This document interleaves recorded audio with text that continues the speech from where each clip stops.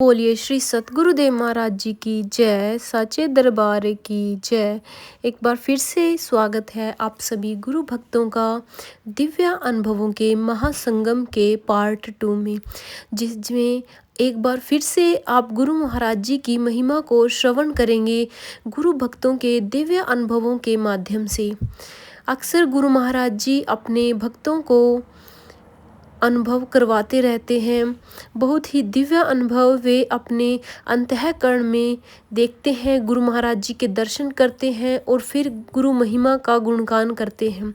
ऐसी ही महिमा एक बार फिर से गुरु महाराज जी ने अपने एक गुरु भक्त के ऊपर की और फिर से एक भक्त ने कैसे अपने शब्दों में गुरु महाराज जी की महिमा को बयां किया है। सो चलिए शुरू करते हैं। आज का पहला दिव्य अनुभव जो है खुशी सिंघल जी का, जो रहती है उत्तर प्रदेश के गाजियाबाद में। वो कहती हैं कि शास्त्रों में पूर्ण गुरु की महिमा अनेक प्रकार से गाते हुए वाणियाँ, दोहे, श्लोक लिखे गए हैं। आज भी मैं अपने पूर्ण सतगुरु श्री आशुतोष महाराज जी की महिमा में अपने जीवन की घटना कहना चाहूँगी। अक्सर हमें बहुत से पुराने ग्रंथों के माध्यम से शिष्यों की बहुत सारे अनुभव सुनने को मिलते हैं, जिसमें वे अपने पूर्ण सतगुरु की महिमा का गुणगान करते हैं। ऐसे ही खुशी सिंघल जी अपने जीवन की एक दिव्य घटना साझा करते हुए उस सतगुरु की महिमा का गुणगान करती हैं और कहती हैं कि यह उन दिनों की बात है जब मेरा बड़ा बेटा बहुत ही ज़्यादा बीमार हो गया था। प्रॉब्लम इतनी बढ़ गई थी कि उसे हॉस्पिटल में एडमिट करना पड़ा। 2 दिन हॉस्पिटल में एडमिट रहने के बाद भी उसकी तबीयत में हमें कोई फ़र्क नज़र नहीं आया, इसलिए मैं अंदर से बहुत घबरा सी गई थी। लेकिन उसी रात मैं उसके साथ हॉस्पिटल में रुकी थी। बेटे की चिंता के कारण चाहकर भी मुझे नींद नहीं आ पा रही थी और मैं वहीं हॉस्पिटल में लेटे लेटे ही अपने गुरुदेव श्री आशुतोष महाराज जी को याद करने लगी और उनसे प्रार्थना करने लगी। नींद तो मानो जैसे कहीं उड़ ही गई थी। मुझे बिल्कुल भी एक पल के लिए भी नींद नहीं आ रही थी। इसलिए मैंने निश्चय किया और मैं उठकर साधना में बैठ गई। साधना में भी हृदय से सिर्फ एक ही प्रार्थना फूट रही थी, हे अशुपिता, हे महाराज जी, आज मैं बहुत दुखी हूँ। मैं नहीं जानती कि यह मेरे बेटे का कर्म है कि या फिर मेरा, जिसने मुझे इतना व्यथित कर डाला है और इस घोर दुख में डाला है कि मेरा बेटा बीमार होने के बाद ठीक ही नहीं हो रहा। मेरी आपके श्री चरणों में यही प्रार्थना है कि कर्म भले ही किसी का भी हो, लेकिन पूर्ण गुरु हर कर्म को काटने की क्षमता रखते हैं। मेरे हृदय से ये पुकार बार बार निकल रही थी, हे पूर्ण दाता, हमारी लाज रखिए, कर्मों के इस जंजाल से हमारी रक्षा कीजिए। अब आप ही हमारा एकमात्र सहारा हैं। अब सब कुछ आपको ही देखना है गुरुवर। साधना में बैठे मुझे 10 मिनट हो चुके थे और मेरा ध्यान और गहरा होता चला गया। दिव्य अनुभव में गुरु महाराज जी ने मुझे हॉस्पिटल का गेट दिखाया। अपने बेटे को व्हील चेयर पर बिठाकर हम दूसरे हॉस्पिटल जा रहे थे।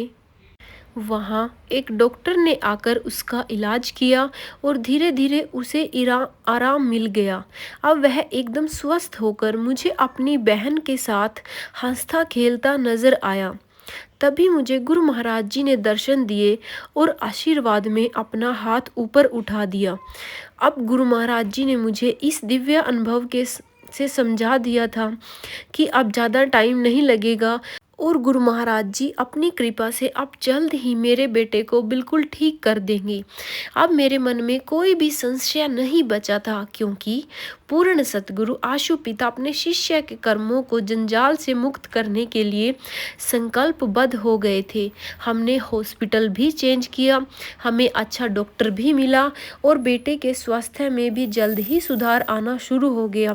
कोटि कोटि धन्यवाद आशु बाबा, जो हमें आप मिले वरना इस संसार में तो रह पाना बहुत ही मुश्किल है, कर्मों की मार से बच पाना बहुत ही मुश्किल है। जिसके पास आशु पिता पूर्ण सतगुरु के रूप में है, उसको अपने जीवन में किसी प्रकार का कोई दुख ही नहीं है, क्योंकि आशु पिता अपने शिष्यों का हर पल पल का सहारा है और हर पल अपने उनके साथ रहते हैं और अपनी कृपा करते हैं।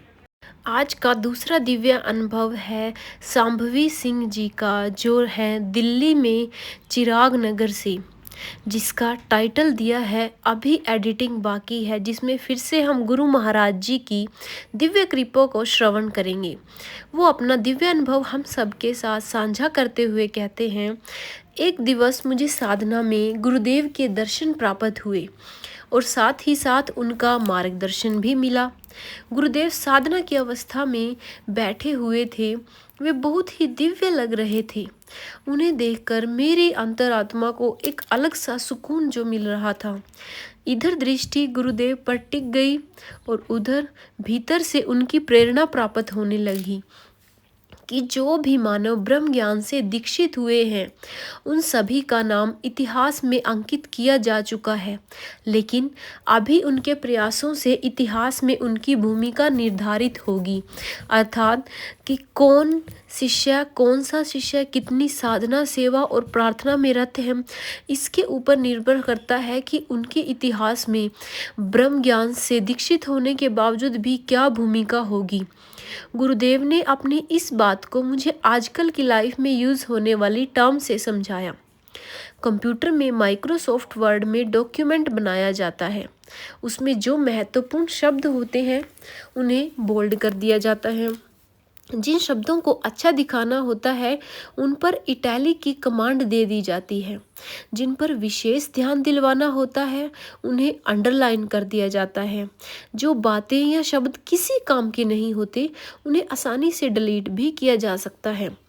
याद रहे, जो भी ब्रह्मज्ञानी साधक अधिक से अधिक साधना करेंगे, गुरु आज्ञाओं का पालन करेंगे, उन्हीं का नाम इतिहास में गाढ़े अक्षरों में लिखा जाएगा। गुरुदेव ने हमें ये प्रेरणा दी और कहा, सजग रहना, जो ज्ञान लेकर चल नहीं रहे, सेवा, साधना, सत्संग से दूर दूर तक कोई भी कनेक्टिविटी नहीं है, स्वर्णिम इतिहास में भागीदारी के लिए कोई प्रयास नहीं कर रहे, उनका नाम भक्तों की सूची में से हटा दिया जाएगा। अर्थात उनको इतिहास में कोई भूमिका में उनका नाम नहीं लिखा जाएगा। यदि यह चाहते हैं कि आने वाला युग उनको स्मरण करे, आप सबको भी इतिहास में नाम दिया जाए, दर्जा दिया जाए और इस युग में भी आप अपने जीवन को सार्थक कर जाओ, तो इस समय आप सबको अधिक से अधिक साधना करनी होगी, सेवा में अपने सामर्थ्य अनुसार आहुति देनी होगी। तभी गुरु महाराज जी कहते हैं कि अभी एडिटिंग बाकी है। इतिहास में नाम तो हर एक ब्रह्मज्ञानी का लिखा जा चुका है, लेकिन अभी उनको इतिहास की इस लिस्ट में रखा जाएगा और नहीं, और फिर क्या भूमिका दी जाएगी, ये सब निर्भर करता है आप सबके प्रयास पर कि आप प्रार्थना, साधना, सेवा से कितने अधिक जुड़े रहोगे और कितना आप अपने गुरु महाराज जी के चरणों से जुड़े रहोगे।